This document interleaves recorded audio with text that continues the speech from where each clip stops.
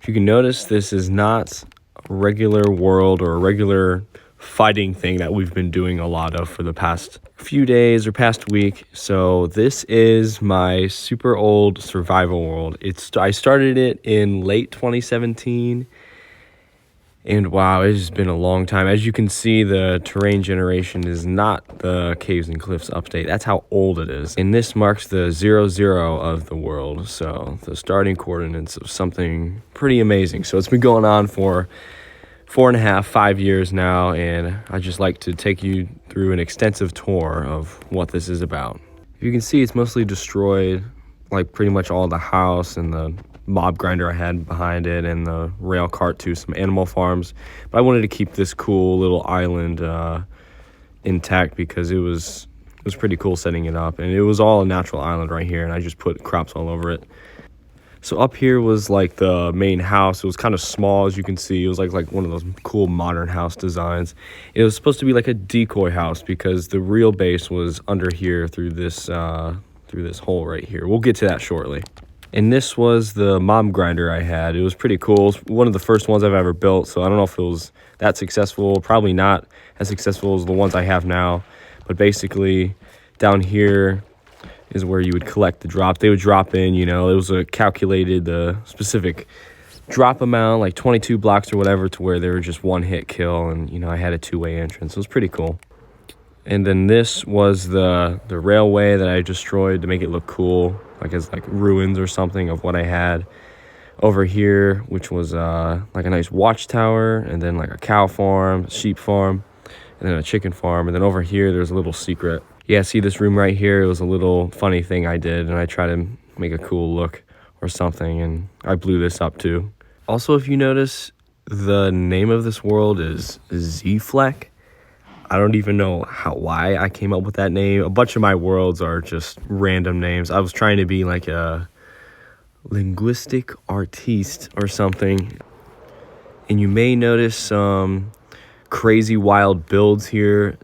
There are cheats enabled on this world only because there's so much going on where it would delete my stuff and I would have to earn it back by going back into creative after the game crashed and just rebuilding it because I did not want to go through all that time and effort again. Okay, now onto the meat of this base. So like I said, the first base of the world was here, and the majority of it was underground. Like above was a decoy, and this was like the main area. So yeah, the main area, there were chests back in this corner, furnaces filled up the wall. This is where I would throw trash away, and I had like my enchanting in this corner. And then over here was my sugarcane farm. And then like melons and pumpkins, and then I had cow farm here, so I had to bring cows down. And then here was the farm room. I had like a nice auto farm here, just like some crops, and then like I had trees planted here, which was pretty cool. So, and something to notice, like this was before the 1.19 update. So if you notice, like 1.19 actually filled in these blocks.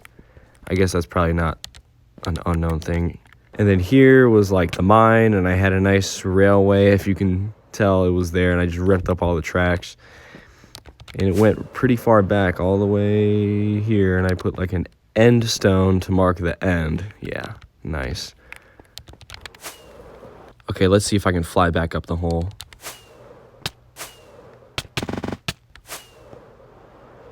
Let's go. Okay, I did it. Holy cow. Third try, that's actually not too bad. And then over this way a bit is the next base on this world, which is actually I'm kind of proud of. It's probably my best looking base on this world. And all these are abandoned. I don't currently live in the first one, obviously, because it's all destroyed. And I don't live in the second one, and it's not destroyed. And if you notice, like, my items are kind of named funny stuff, too. Like that. Yeah, I don't even know what this is supposed to be. Oh, yeah, and here we are. I'll go sleep so it's day so you can see better. Okay, this is the second base. It's pretty cool. And just before we get into that, I wear gold armor because it's cool. I do have diamond, and I don't have netherite because I like the look of diamond better. Just a little opinion right there. And this dude was spinning around earlier. I don't know what was going on. But yeah, this is cool. I don't have like a name for it or anything, but we just try to decorate it a little bit. And then walking inside here, you have like the nice pillars and stuff. And I love these lamps, but I don't know how to like light them up without having some redstone thing connected to them. So I used like a bunch of levers as decoration to hide like the redstone having to power them. So I guess that was creative. Here's a nice room with, it's kind of too big. It looks not structurally intelligent at all. And I based it around like the big open floor, like the checkered pattern floor with a nice like bridge on the 3rd floor. I wanted like walls to encase those floors up there, but it's all right.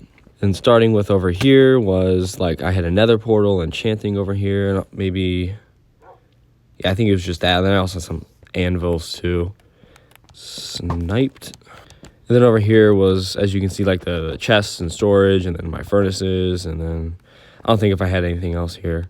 Up here is that famous arch or whatever I planned this whole build on. And I guess it looks cool. It's a pretty good view from here. Yeah, this was the bedroom area.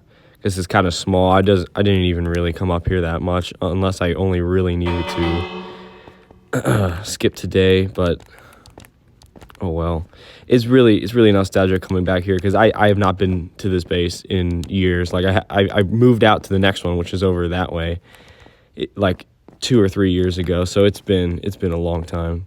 And coming up over here is the dog room. I don't have any dogs at my current base, but they're right here, I guess. I think they're all red collars. I don't think I dyed any collars differently, but okay. Down here is a super secret lever. Yeah, it's definitely just out in the open, which this would take you down into this door that took way too long to operate redstone-wise, to like my underground farm. I still have nether work going, and then just a chest that would store all of that. So now we're at the mob grinder, and there was a bunch of I dug out a ton of space up there. And it's just built into the build and just underground. So as you can see, like we're at Y level 7. So below all that lava there was bedrock before the Caves and Cliffs update, but you know, had to flex with the diamond blocks that they land on, and it's all pretty much one tap.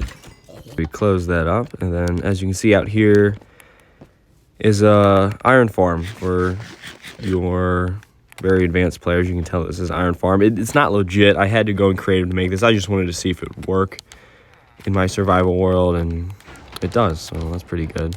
And then over here is an auto sugarcane farm. Pretty much copied this design, which is on my current base over there, and you'll have to see. So it's pretty efficient, I guess. Let's see. Yeah, it's pretty good, and it was filling up as I'm talking about it. Here's our lucky little villager guy. He gave me mending, and this guy isn't legit either. I just wanted to see if I could do mending, like trade for the mending book, and there it is. Yeah, 16 emeralds and 1 book. Yeah, they'll get you mending. And I tried to design a little hut that looks similar to the big house. And speaking of the design of the big house, these big pillars here with like this over fanning roof was inspired by this one build that I saw on a like really cool house compilation in Minecraft thing, and I decided to copy it. So it was pretty good.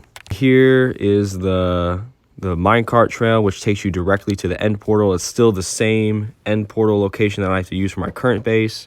So I have to fly like 1,000 blocks to that every time I want to go to the end, which is kind of annoying. And over here is just some basic like horse stalls for what I had. So I do have a skeleton horse. We'll take one of these and we'll travel over to the end portal.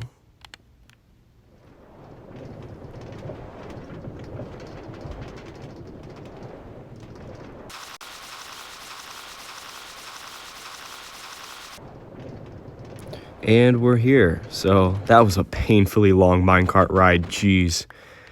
But yeah, it's near a village, and I don't know if you knew that strongholds have like a 15% chance of spawning right under a village. There's some link between those, which is kind of interesting. We'll go down there later, though. All right, back at the main house here. You can see it's pretty big. It took a while, and I'm kind of proud of it. It's probably my best build. I really wanted something highly detailed on the outside, and I don't know if it was a fail or a win as the design on the inside, but I used these note blocks, so many note blocks as a trim, because it looked just a very good trim piece for the outside. And I don't know, let me know what you guys think, or share some of your builds with me. Oh, there's my horse. And on to my current base. I wanted to place some base like in the middle of an ocean, because I saw like the super pro crafters just they need a ton of space for farms and stuff. So what more space is there than an ocean. So you build right on top of the ocean, and there's just a big platform on top of the ocean. So you'll see. Before we get to my current base, I would like to address the decision made from my I Need Your Help video. After considering the sweeping vote to just edit out the big black thing at the left of my screen, it will no longer be in any of my videos, starting with this one and more to come. It also helps with the aspect ratio for some users that watch YouTube on TV like I tend to do, or on their laptop, or even just a phone. It just looks better when I edit it out. Now back to the main video. Just over this hill, you should be able to see it. Oh my goodness. It is so breathtaking every time I see it again after going on an adventure and just coming back. It's really remarkably a big accomplishment I've done. Just look at it over there. I'll go and sleep so we can see it during the day. We can now finally go on this long path and explore all of the just crazy creations I've done. I don't even know where to start. I guess we could just start at the simple things first, like here's the sheep farm, here's the cow farm, here's my pretty small villager trading farm, or I don't even know if you call that a farm, but it's where I get mostly just books from. If you can see, they're mostly librarians. And then this is where like the breeding happens. Here's my simple cobblestone farm. I have a note block to like make a sound every time it goes down so I can time when I have to mine, or just to make sure it's actually working. Here's a giant G statue kind of floating off the ground there. It's made of entirely iron blocks with a gold center. It's like inside you can't see it at all. It's supposed to be the font and shape of my favorite designer brand. And then behind the house is a little melon and pumpkin farm. It's kind of simple, along with very simple 8x8 netherwort farm. I barely even use this because I personally don't even use potions that much. There's a nice statue off in the distance, or monument, whatever. There's some underwater things. We can get to that again. If you noticed earlier in the video, I had that automatic sugarcane farm at my second base that I've had on this world, and it is pretty efficient. And I'll explain what these random switches are on the ground. Sometimes you'll see those a lot often here. Now going on to the more complex little farms here at the base. This right here is my XP farm, unlimited XP. But unfortunately, as of some recent update, I think it was 1.18, it does not work anymore. So, the kelp would kind of duplicate, go in here, become dried kelp, and you would reuse it in the furnace. And then you could just flick these levers and just take in a ton of XP. And on this one, I apologize for the loud sound. As you can see, it's a gold farm. So it has some very unique design because I had to kind of make this myself. So it's a quadruple gold farm. The zombified piglins are forced into this crusher here on both sides, and they're crushed, and then I just get all the gold here in a nice auto-sorted chest. So yeah, we have the gold ingots here when I kill them by hand, and then you have the gold nuggets. Oh, looks like the sorter's not working. Or maybe I mixed them up, but back here is where the magic happens, or maybe it's not that magical. It is stuff like that creates so much lag in my world. And maybe even this thing too. This is my creeper gunpowder farm, if you couldn't tell.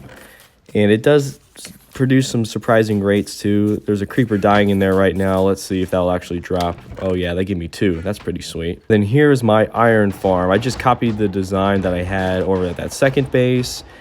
It's pretty cool. It could have 2 iron golems spawning at one time. It's been around here for a while. Like it's been one of the main pillars of creation for this base, is to have an iron farm.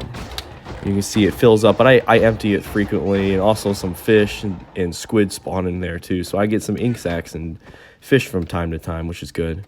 And if you do notice, I have 4 quadruple beacons on this world to give me the speed 2, haste 2, strength, jump boost, and regeneration. So 1 in the tree farm there. I don't know how to make an auto farm. I kind of know how. I just don't want to use the TNT duplication glitch because I think that's cheating. I want this to be kind of legit. So yeah, I have 1 in just every other corner. So no matter where you are on this platform base, it will always affect you with the effects of the beacon. And then quick mention here, all of these stone slabs or smooth stone slabs were placed by hand and are legit. As I said, cheats are active in this world.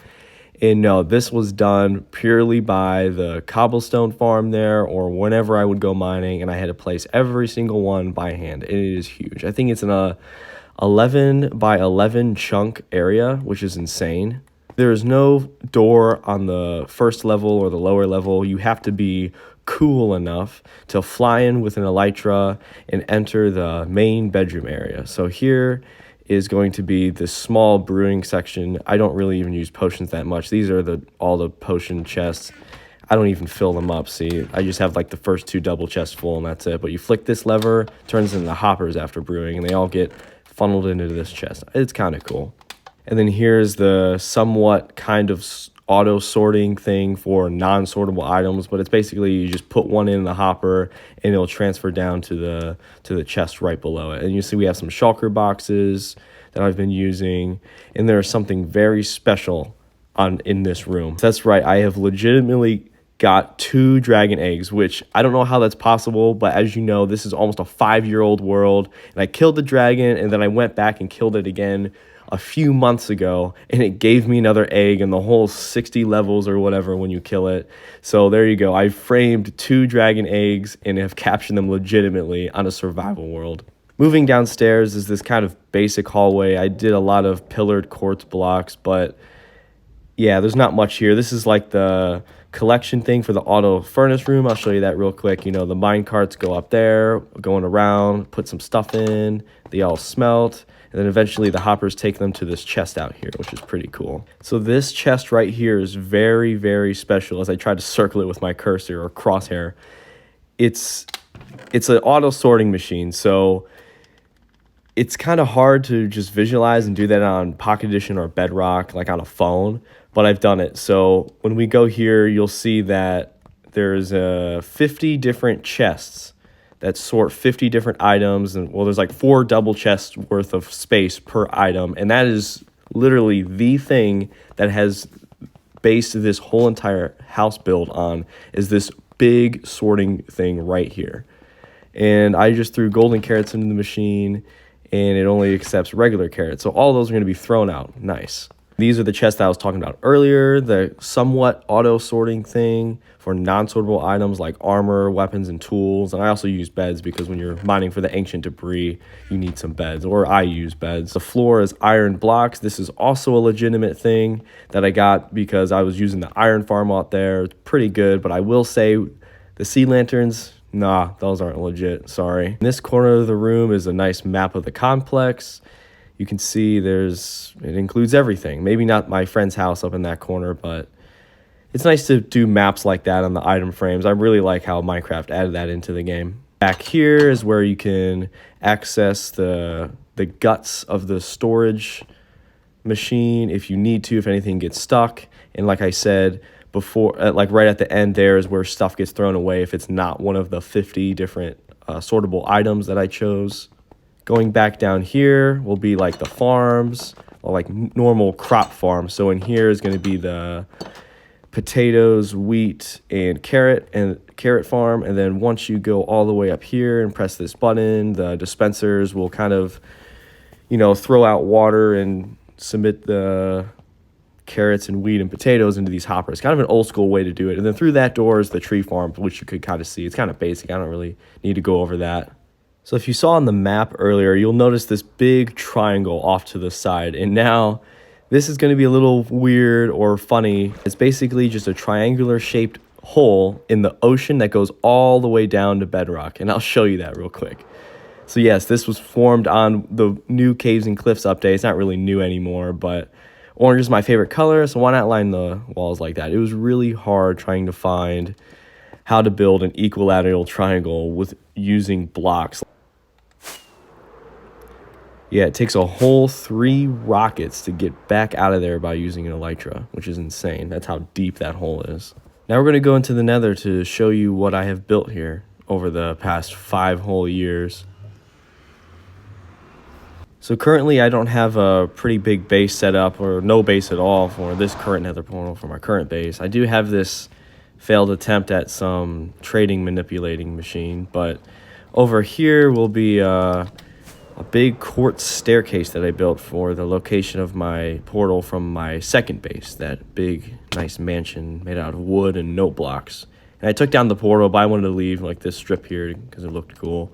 And then way over here will be the portal location for my first base. And you can see it's all destroyed like my very first base. And this was actually like the only real nether base I've had ever in any survival world. And I blew it all up, as you can see. Yeah, way down here was where the portal was, and you had to climb the ladder all the way up, and it was just some kind of hub that I had for being in the nether, some chests and stuff, but I didn't really use it, so there was really no need for it anyway.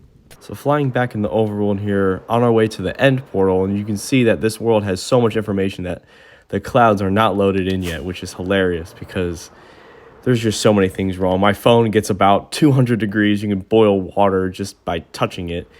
And yeah, it just gets super laggy. And there's been times where I thought I have lost my world forever, sometimes when it crashes. Okay, we're about to circle the end portal now. Let's see if I can do this cool move real quick. Oh yeah, that's awesome. Okay, to start off here, I'm going to start facing this way because there's a lot to take in.